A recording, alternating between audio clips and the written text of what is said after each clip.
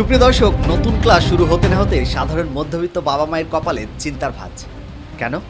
কারণ বেসরকারি স্কুলগুলো চড়া টিউশন ফি, সেশন চার্জ আর একের পর এক হিডেন ফি। সন্তানের পড়াশোনা খরচ চালাতে গিয়ে হিমশিম খাচ্ছেন হাজার হাজার অভিভাবক। কিন্তু এবার এই লাগামহীন ফিয়ের উপর বড় সড়ো কোপ বসাতে চলেছে সরকার। হ্যাঁ, বেসরকারি শিক্ষা প্রতিষ্ঠানগুলোর আর নিজেদের ইচ্ছে মতো ফি বাড়াতে পারবে না। সেখানে এবার সরাসরি হস্তক্ষেপ করতে চলেছে শিক্ষা দপ্তর।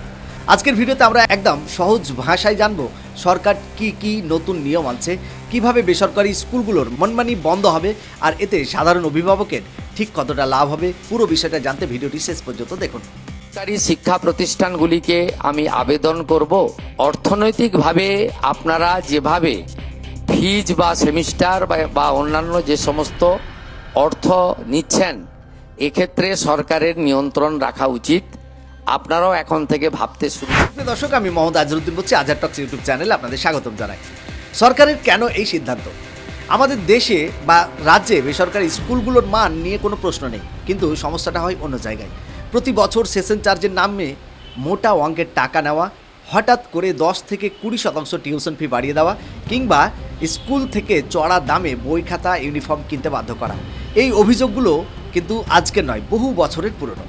অনেক সময় দেখা যায় ল্যাবরেটরি ফি বা কম্পিউটার ফি নেওয়া হচ্ছে, অথচ ছাত্রছাত্রীরা হয়তো সপ্তাহে একদিনও ল্যাবে যাওয়ার সুযোগ পাচ্ছে। এই শিক্ষার বাণিজ্যিকরণ ও শিক্ষাকে ব্যবসা বানিয়ে ফেলার যে প্রবণতা, সেটা রুখতেই সরকার এবার কড়া আইনি পদক্ষেপ বা গাইডলাইন তৈরি করেছে। তাহলে সরকার ঠিক কোন কোন জায়গায় লাগাম টানছে? মূল 3টি বড় বদল আসতে চলেছে নতুন নিয়মে। এক, নির্দিষ্ট ফি কাঠামো, রেগুলেটেড ফিজ স্ট্রাকচার। এবার থেকে যে কোনো স্কুলে চাইলেই হুট করে ফি বাড়াতে পারবে না।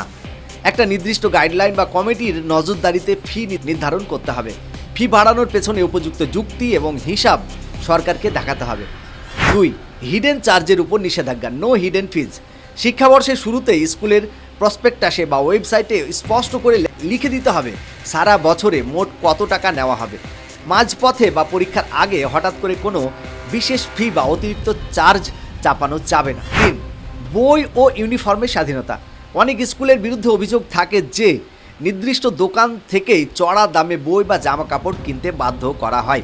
নতুন নিয়মে এই মানমানি বন্ধ করার কথা বলা হয়েছে।